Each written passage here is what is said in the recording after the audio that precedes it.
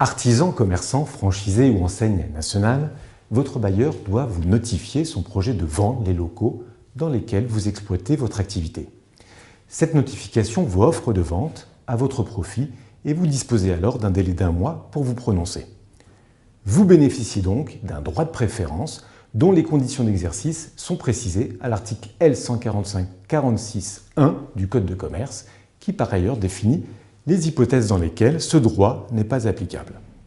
Parmi les exceptions figure celle de la cession globale d'un immeuble comprenant des locaux commerciaux. La doctrine s'est interrogée sur la question de savoir si cette exception concerne le cas d'une cession globale d'un immeuble ne comprenant qu'un seul local commercial.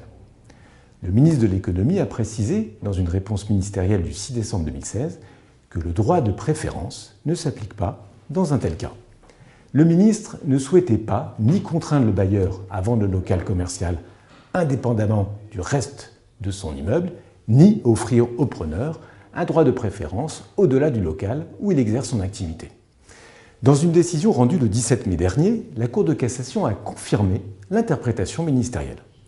Les faits étaient les suivants. Le liquidateur d'une SCI envisageait de vendre aux enchères publiques un ensemble commercial composé d'une part de locaux et d'autre part d'un terrain. Les locataires des dits locaux ont revendiqué leur droit de préférence et fait grief à la Cour d'appel d'avoir rejeté leur demande.